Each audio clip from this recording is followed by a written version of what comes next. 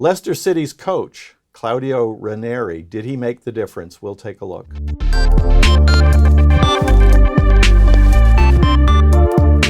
Danny, Leicester City came out of nowhere to win the Premiership in the UK. Was it the coach? Was it the players? I think it's a combination of things, Matthew. Last year, Gee, that's a diplomatic answer, Danny. Well, you should be at the UN. Last year, they were almost relegated down the ladder. All of a sudden, the coach comes. They have players who have no reputation, not paid a great deal of money, and something gelled between them. What was it? We can go through it. Is it money? It's chemistry, Matthew. Is it chemistry? But chemistry, Team chemistry. You're not saying doping. You're saying chemistry, right? Team chemistry. And team what? chemistry. But is as a coach, he had many coaching assignments before this one in many leagues, many teams.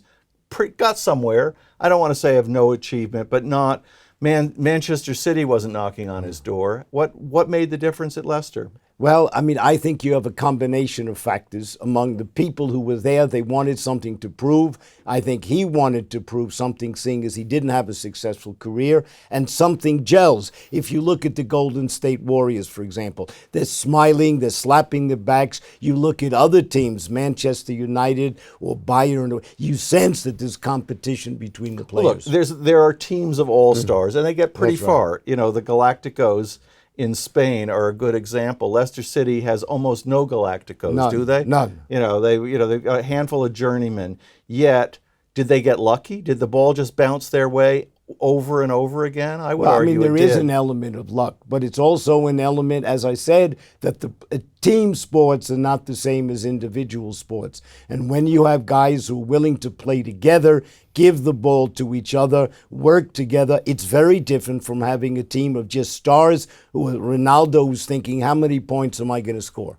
But Ranieri, the coach, what's his genius? Is his genius at finding the players? Was he that, he found Conte, the guy in France, he found some other players on other clubs and brought them along. Is he more of a scouting coach, or is he a genius between the lines? Well, he also found people, obviously, Matthew, who had hidden talent.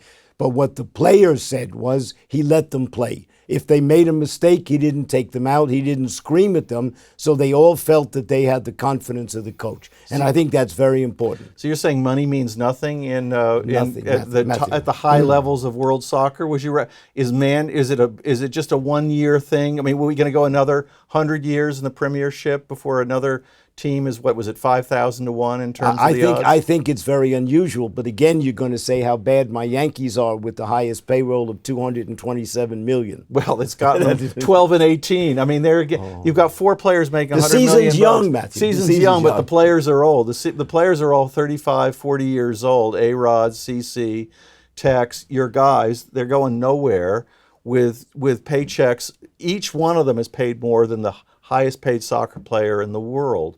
$25, $30 million a season for what? For A-Rod's not even hitting 200, is it? When you're playing in a city like New York, when you're playing football in a city like Manchester, you have to have stars to have people come to the stadium. You can't have just rookies or young people who have not proven themselves. People like to see Alex Rodriguez. People like to see big names.